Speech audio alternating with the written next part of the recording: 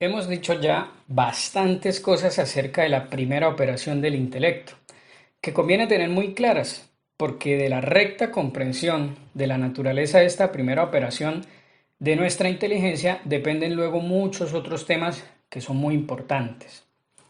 En videos pasados le dimos una mirada breve al concepto, que es como el fruto de esa primera operación. Vimos por qué esa primera operación de la inteligencia se llama simple aprehensión, vimos las cualidades del concepto, su diferencia respecto de las imágenes sensibles, vimos cómo la abstracción toma lo universal de lo singular, estudiamos la comprensión y la extensión de los conceptos, repasamos un poco el cuadrado ontológico, que es una doctrina aristotélica muy poco conocida, pero muy útil para aclarar cosas que se requieren para comprender lo demás. Y finalmente, en los dos últimos videos, hemos comenzado a referirnos al tema de los universales, o por decirlo de otra manera, al problema que plantea el hecho de que conocemos las cosas por medio de conceptos que son universales. Porque ¿cómo se puede decir que conocemos las cosas singulares de nuestra experiencia cotidiana cuando lo cierto es que lo hacemos mediante conceptos que no son singulares sino universales? Ese es uno de los problemas capitales de la filosofía. Y vimos también brevemente en el video pasado tres grandes respuestas que ha recibido ese problema. La respuesta nominalista, la respuesta del realismo absoluto y la respuesta del realismo moderado, que es la que defiende nuestro Santo Tomás de Aquino. Ahora queremos repasar aquí los modos de esa universalidad, o sea, la división de los universales, que es un tema que nos va a preparar para poder abordar más adelante los predicables y los predicamentos. ¿Cuáles son los modos de la universalidad o los grandes tipos de conceptos universales? Fundamentalmente se habla de conceptos unívocos, equívocos y análogos. Esto hay que tratar de entenderlo muy bien, porque como todo lo que conocemos, lo conocemos por medio de conceptos que son universales, conviene siempre poder identificar en cada caso si estamos hablando de un universal unívoco, equívoco o análogo, para saber qué es lo que estamos diciendo. Pues bien, se llaman unívocos aquellos conceptos que mediante una misma palabra significan un mismo concepto y una misma cosa, como por ejemplo el concepto animal. Porque si yo digo que el perro de mi vecino es un animal, aparte de estar diciendo algo que es evidente, estoy usando el concepto animal en el mismo sentido que tiene en, por ejemplo, la siguiente frase: el hombre es un animal.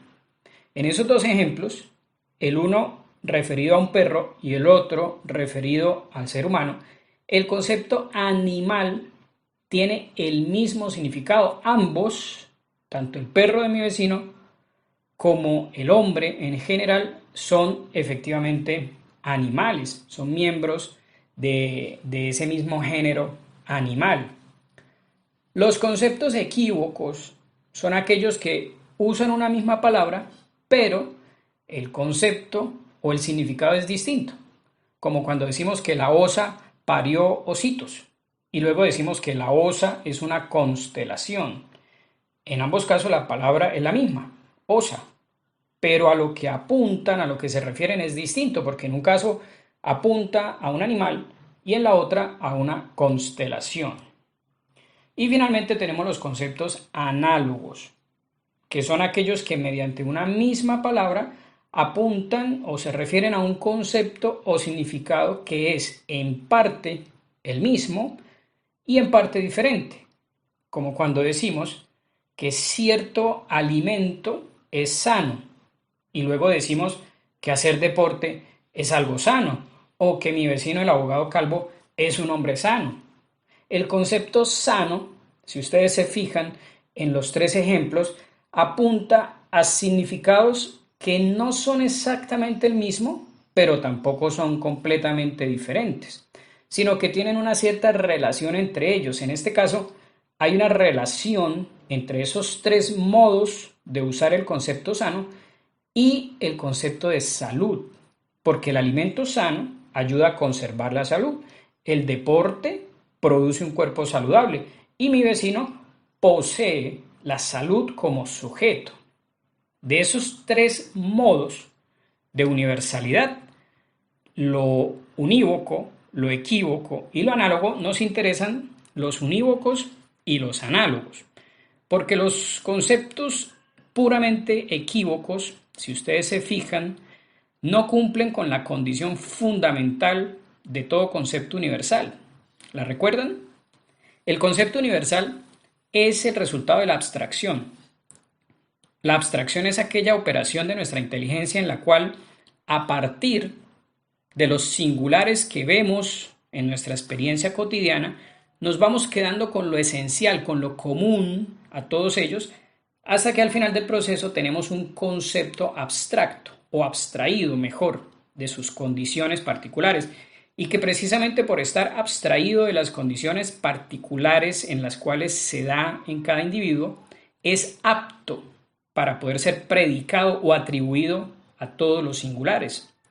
Pero un concepto equívoco no representa una cierta cosa común que se pueda predicar de muchos, sino solamente el concepto equívoco es un nombre común, pero en cada caso se refiere a algo distinto o significa algo distinto. Ahí tenemos entonces esa primera división de los universales unívocos y los universales análogos.